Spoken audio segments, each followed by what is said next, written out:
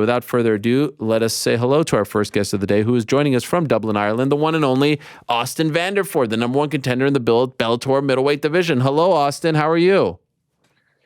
I'm doing good, man. How are you doing? I'm doing great. I have to say, I come to you, I almost feel bad because it occurred to me a couple days ago, okay, you're coming on the show Wednesday, 1 o'clock Eastern. It's 6 o'clock over there in Dublin. Weigh-ins are tomorrow. You're fighting on Friday. Is this a pain in the ass for you? Are you mad at me right now?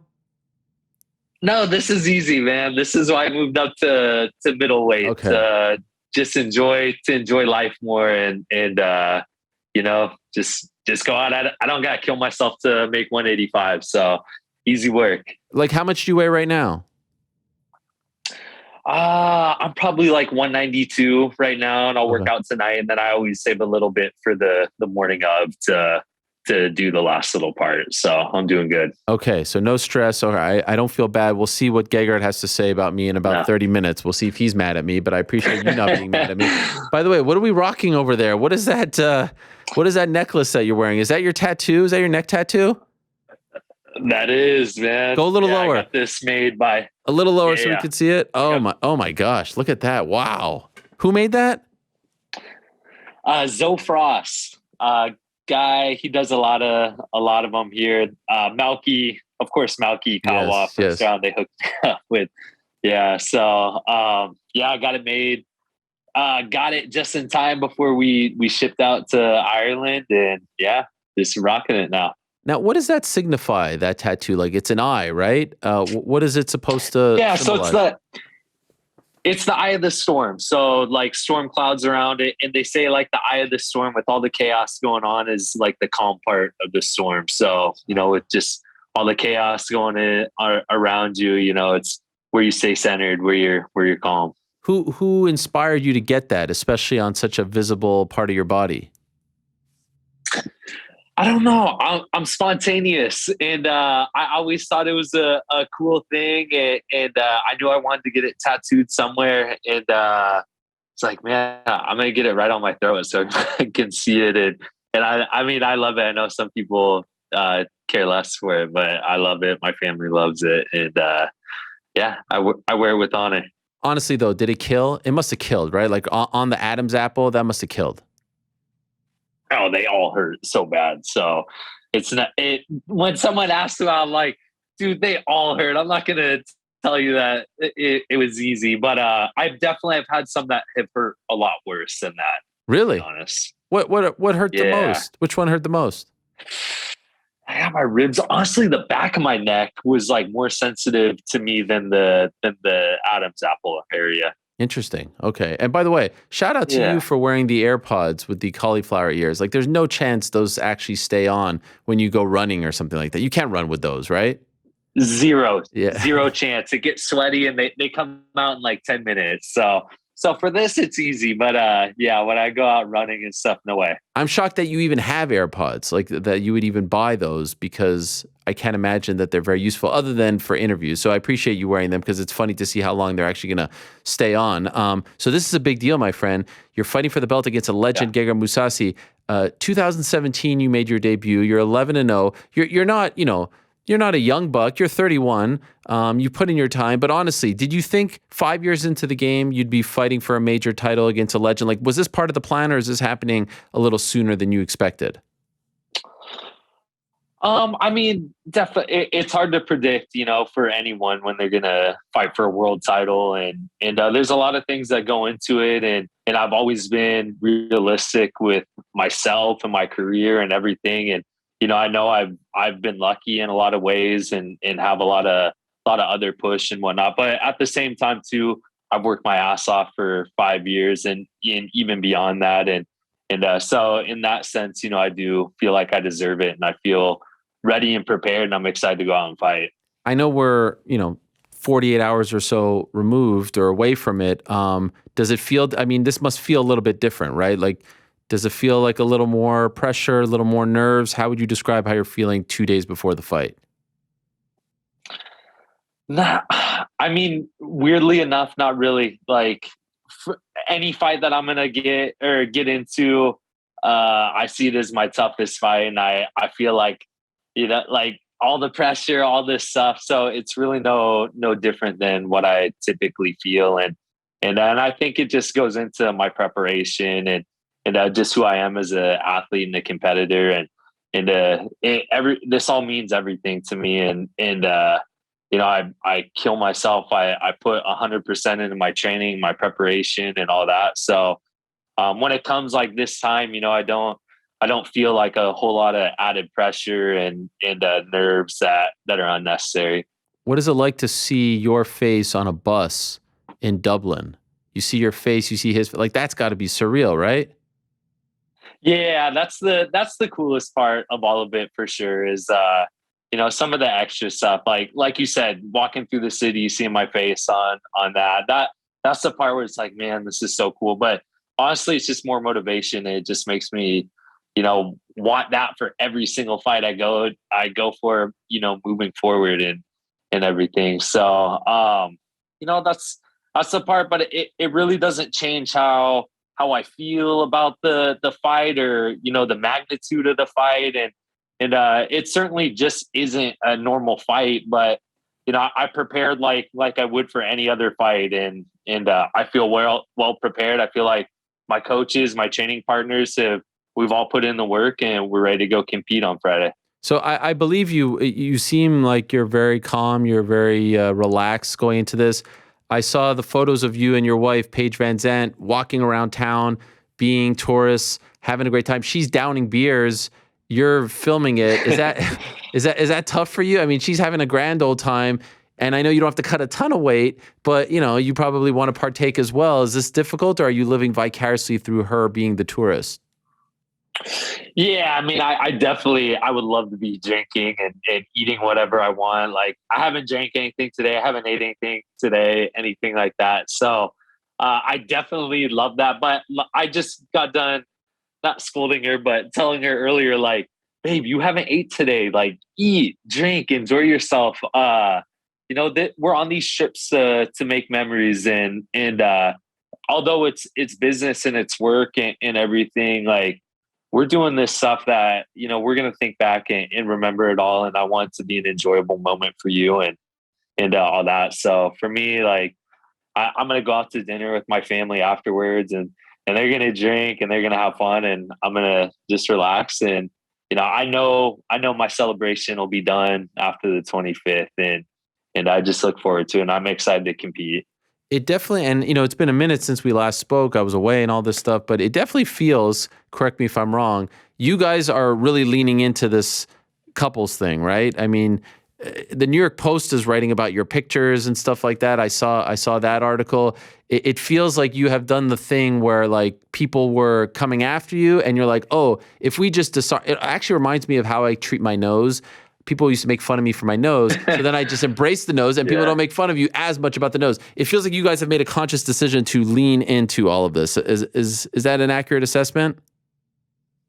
Yeah. And I mean, it's not like, obviously it's not anything forced. And I mean, we love each other so much and we're by each other's side all the time and we're just enjoying life together. And, it does, it like becomes a point where it's like, really, what are you fighting this? Right. Just like your nose, like, what are you going to do, Ariel? Go like, I mean, you could go fix your nose or do whatever, but dude, that's stupid. Like who really cares? Like who gives a shit about, that stuff? And I genuinely, that's just how we are. I really could care less what people think and what people say about it all. So we're just enjoying ourselves and enjoying life and stuff like this, coming to fight in Ireland in front of this crowd and fighting for a world title in Dublin. And I flew our whole family out here. I got like 25 people from Alaska, my family coming out. And wow, it's just memories, man. Something that I'm going to cherish forever. And I'm just excited. I love it.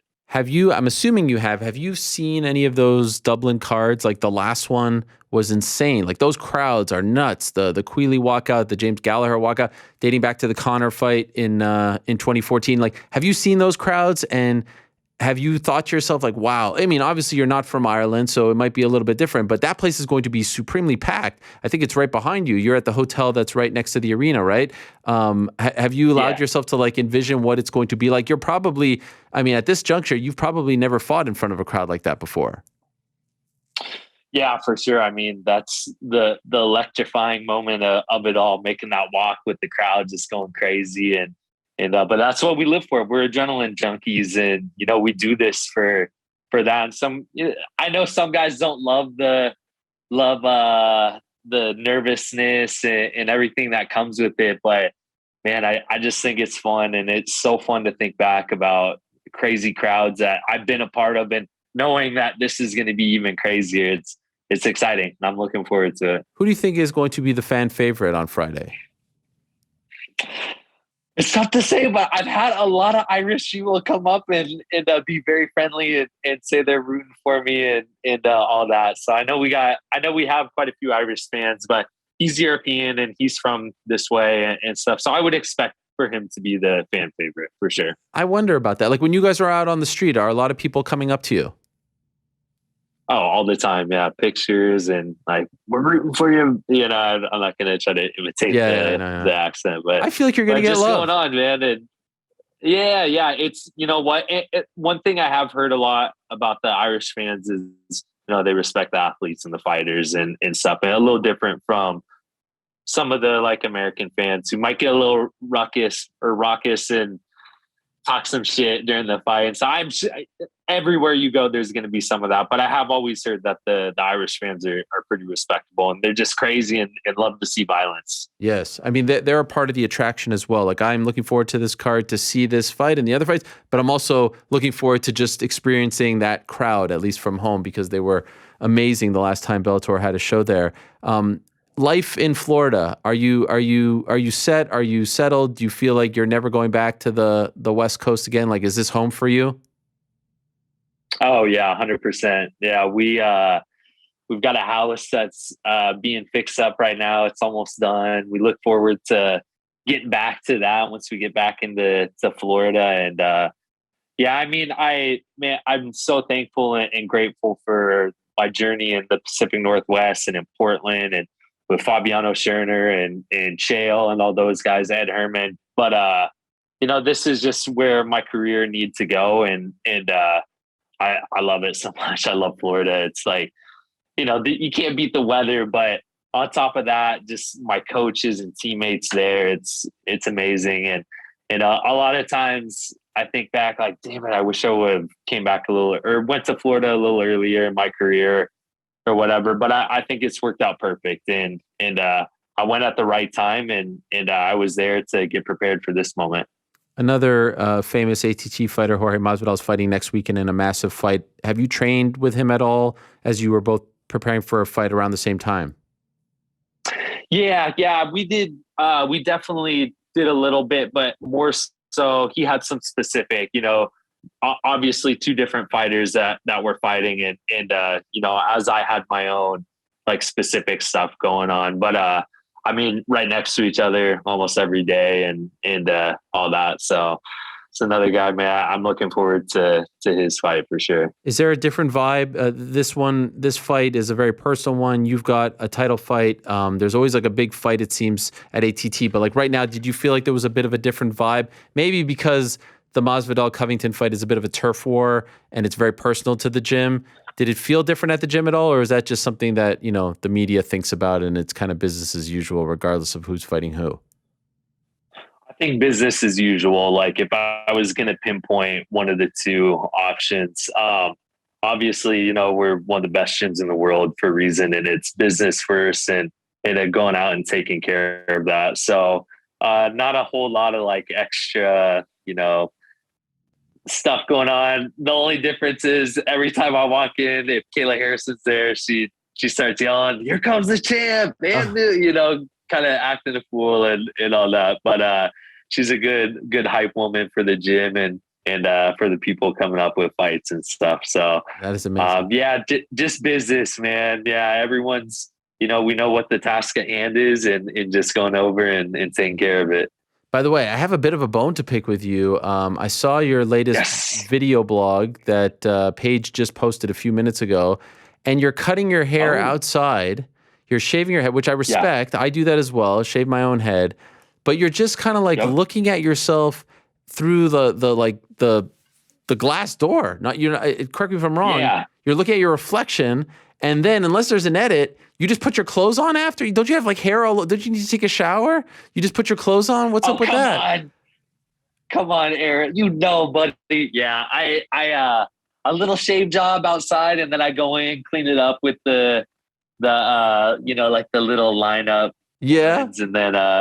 And then take a shower, and I'm good to go. Oh, you did take a shower. Okay. Because it looked to me with the cut, it looked like you put just the clothes on. I was like, what? It was making me feel itchy just watching you put the clothes on right after the shaving. I wasn't sure if you were that kind of guy. I know there are some people. I'll talk to my editor about that and have her make sure next time the shower scene is in it. Yes. Yeah. No, I honestly, I had just gotten a really nice haircut, but it was a little longer than I wanted. And I got home, I was like, I got to shave it. So really all the like fine work was done. All the my neck was lined up, everything. I just had to just shave off the top. Why do you play video games naked? I wouldn't say that I necessarily play video games naked. I've seen visual evidence of this. It's not a regular occurrence, but there has been times where it's like, all right, I get home from training. Maybe my brother's like getting on in Alaska and he's got to be to work at like 9 a.m. and he's hopping on to play for a couple hours at 7 a.m., whatever the time. And it's all, I hop on, I take all my clothes off. Our wash machine's right there.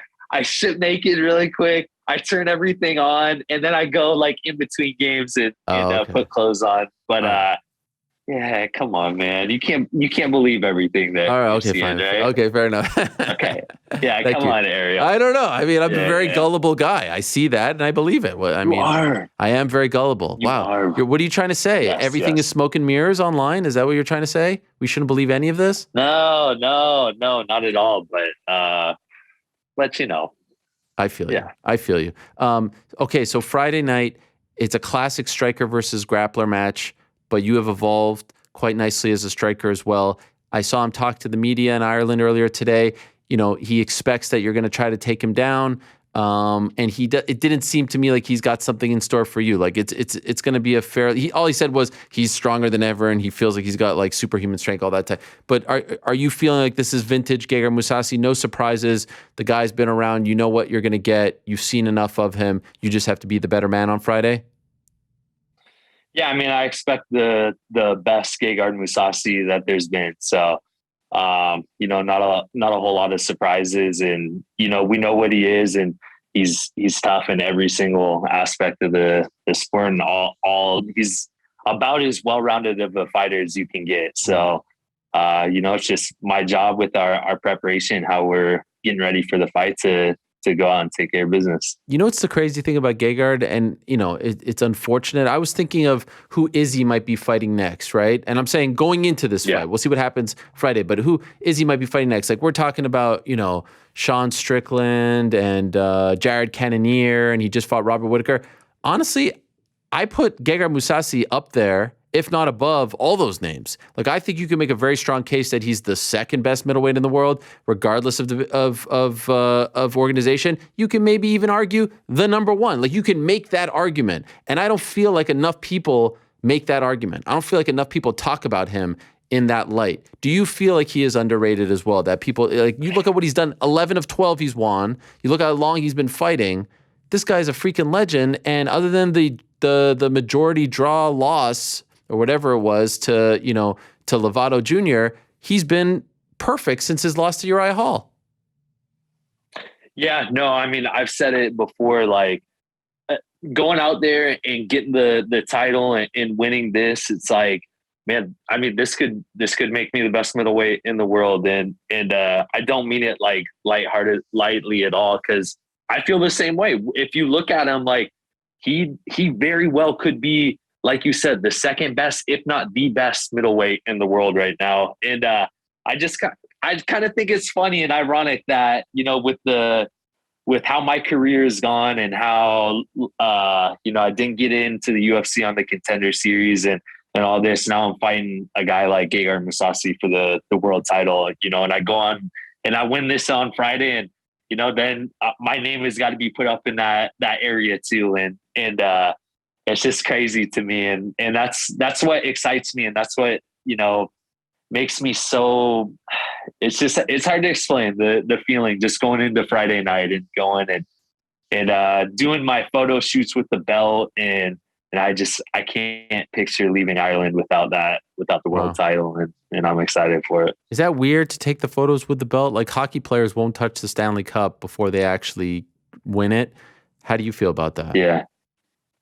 No, I mean, it's not weird to me. I just envision it. I mean, it just gives me more motivation and just, this is how it feels and this is what I want. And, I know what I'm going out and working for on Friday. And as far as like what you visualize, how the fight goes, what are you expecting? How do you foresee it going down? I mean, it's going to be a tough fight. It's going to take the best me going out and putting on our game plan that we have. But I foresee myself winning it. And I can't picture it going any other way. And that's how I've been my whole career. And that's, it's not going to stop now. And he's done his things and he's earned the right to be the world champ and be there. But I truly in my heart feel like it's my time now. And I'm going to go out and take care of it on Friday. Do you still use Contender Series as motivation? Does it still fuel you? No, I mean, not really. I only bring it up, just for a storyline for you and all that. But really, I mean, I'm so thankful for where I'm at in my career and in life right now that honestly, it's a blessing and all that. I mean, we get into this sport to compete against the best guys in the world and to see if you're the best in the world and whether it's Izzy or Gegard, win over either of those guys, you're one of the best in the world, if not the best in the world. And so I put myself in the prime position and just where I wanted to be. So no hard feelings, no added motivation from that. I haven't even thought about the Contender Series until I just brought it up now. I was even going to bring it up. I've even thought about it. Yeah. No, I mean, this is the first time I've even thought about it in like months. So, I know what I got to go do on Friday and I'm excited to go do it. And by the way, in conclusion, speaking of not bringing things up, there's no more Mr. VanZant out of me, by the way. You like, I hope you noticed that. Why? I don't do why? I don't, you know why? what? Out of respect, I felt like it was a good thing. Why are you, you want it back? I was doing it out of respect for you. I just don't care. I expected it out of you and I thought that was kind of a funny little bond we had. Okay. Man. I see. You know what? Can I bring it back? Am I allowed to bring it back? I don't want to succumb. Of course, I used to get so much crap for it and I was like, I wasn't sure. Am I insulting him? Am I not? I thought it was a good gimmick for you. You wear it proudly. You wear the shirt. It's funny, man. Yeah. Okay. All right. Mr. VanZant. Yeah, it's back. It's funny. Yeah. Okay. All right. Yeah, it's back, buddy. Mr. VanZant's going to win the world title on Friday night. And shove it down everyone's face. There you go, buddy. Let's go. Good luck to you, Austin. Thank you for doing this, my friend. Good luck with the weight cut. Good luck on Friday. Can't wait for it. And say hello to Paige as well.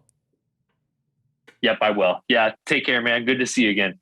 Always a pleasure. There he is, Austin Vanderford, a.k.a. Mr. VanZant.